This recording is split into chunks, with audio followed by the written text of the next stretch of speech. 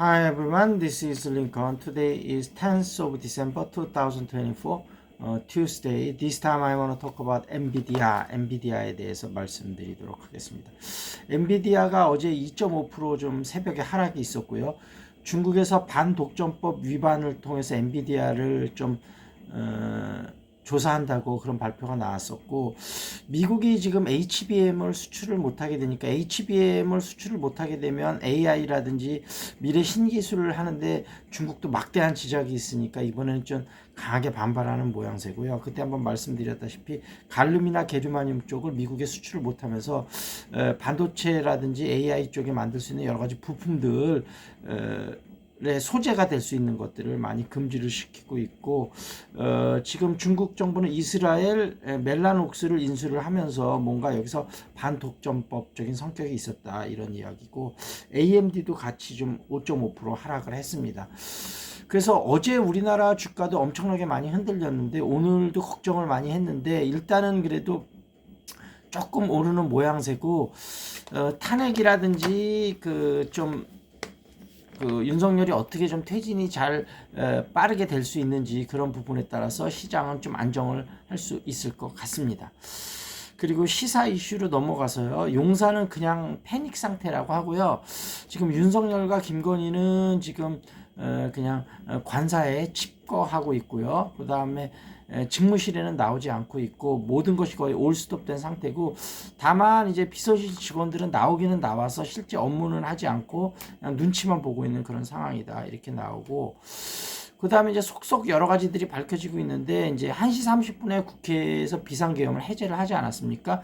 근데 그때까지도 이제 그 윤석열이 비상계엄 해제를 한 거는 한 5시 반 정도 되는데, 그 사이에 지방에 있는 공수부대를 또 올라오라고 명령을 내렸었다고 합니다. 그래서 국회가 비상계엄 해제를 명령했으면서도 그걸 안 따르고 추가적인 군사 행동을 하려고 했던 것으로 보이고, 다만 거기서는 알려진 게 국무위원들이 이러면 정말 안 된다고 적극적으로 만류를 해서 결국은 5시 반쯤 본인이 느끼기에도 군인이 이런 부당한 명령은 따를 것 같지 않다고 이제 판단이 된 거겠죠. 그래서 결국은 해제를 하게 된 거다 이런 얘기가 나오고, 그래서 이제 지금 윤석열을 체포를 할 때 긴급 체포를 해야 되나 영장을 받아서 해야 되느냐. 그래서 한각에서는 그래도 일국의 대통령을 체포하는데 영장은 최소한 갖춰야 되지 않냐 이런 주장도 있고요. 한편에서는 지금 워낙 위중한 상황이고 군통수권을 아직까지도 명시적으로는 갖고 있기 때문에 어떤 일이 발생할지 모르기 때문에 즉시 체포를 해야 된다. 저는 즉시 체포를 하는 게 맞다고 생각이 되고, 다만 여기서 쟁점이 그 즉시 체포를 했을 때 요게 이제 현역 대통령이 즉시 체포되는 건 여태까지 한 번도 있지 않았었던 일이기 때문에 이것이 이제 사고에 해당이 되느냐. 그러니까 대통령이 결국은 뭐 죽었거나 아니면은 탄핵이 정지됐거나 아니면 사고 같은 경우는 일시적으로 할 수 없는 거죠. 그러면 예를 들면 뭐 감옥에 체포가 되면 일상적인 업무를 할 수 없을 거 아닙니까? 그러니까 이건 분명히 사고죠. 근데 일부 헌법학자들은 그래도 이거는 그 안에서도 뭔가 기본적인 업무들을 할 수 있기 때문에 그 직무 정지될 때까지, 그러니까 탄핵 소추될 때까지는 일단 할 수 있다 이런 의견도 아주 소수는 있는데, 대부분의 헌법학자들은 이것은 사고로 봐야 된다 이렇게 이제 알려지고 있고, 그럼 사고로 보면 직무정지가 되는 거고, 그러면 과연 그 다음에는 어떻게 될 거냐.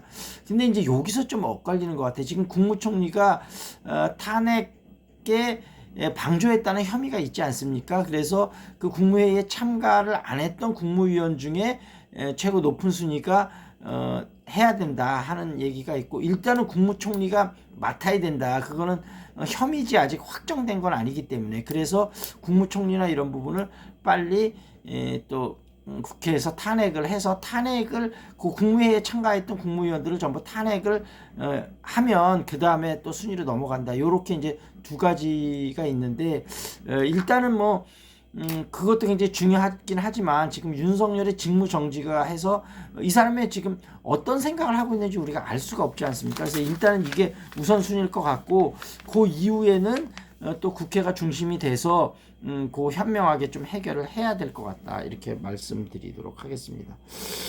그래서 지금 또 그 한동훈하고 지금 국무총리하고 지금 이렇게 통치하려고 하는 건 2차 내란이다 이렇게 표현하는 사람들도 있는데, 한동훈 같은 경우는 지금 일단은 그 긴급 체포 같은 걸 좀 염두에 둔 것 같기는 해요. 그래서 탄핵에 찬성을 하면 혹시 배신자 프레임에 낙인이 찍힐까, 그래서 이런 순서대로 가게 되면 자연스럽게 좀 되지 않을까. 근데 요거는 본인이 배신자 프레임에 빠지지 않을까, 그 다음에 아니면은 본인의 좀 사법적인 좀 약점이 뭐 다른 국회의원들 중에 일부가 그런 것처럼 그런 우려가 있었다면, 이건 그러니까 본인의 이익을 걸고 국가 이익보다 먼저 했다는 얘기인데, 만약에 이런 생각을 가진 거라면 나중에 이제 거기에 따라서 적절하게 국민들의 심판을 받게 되겠죠. 그래서 그 부분은 좀 그렇게 된 것이다. 그리고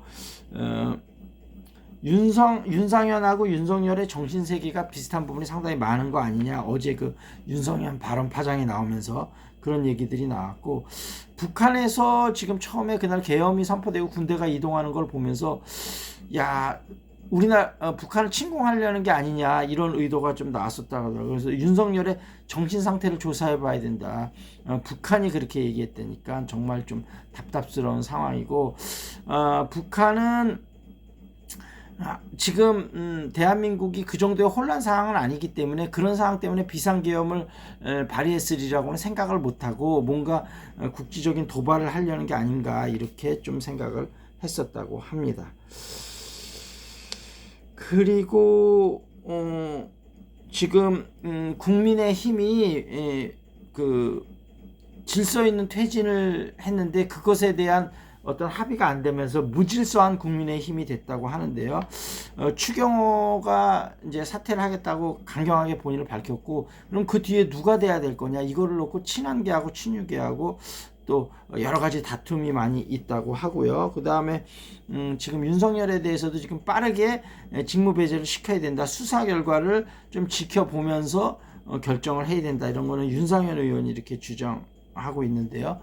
그런 것들도 있었습니다. 그리고 용산 주변의 경호가 확 줄어들면서 경찰들도 뭔가 여기 괜히 연관됐다가는 나중에 불이익 받는 게 아니냐 이런 것들이 있고, 검찰에서는 지금 이제 특수본하고 국수본, 그 다음에 이제 공수처 이렇게 계속 나눠서 수사를 하고 있는데, 하루빨리 상설특검이라도 먼저 지금 이제 추진이 되고 있으니까 이번 주 내로 발족이 되면 개인적으로는 이문정 검사가 한번 맡으면 어떨까 싶은 생각도 들고, 어찌됐든 빨리 발족이 돼서 좀 밀도 있는 수사가 진행이 돼야 되겠다 이렇게 말씀드리도록 하겠습니다.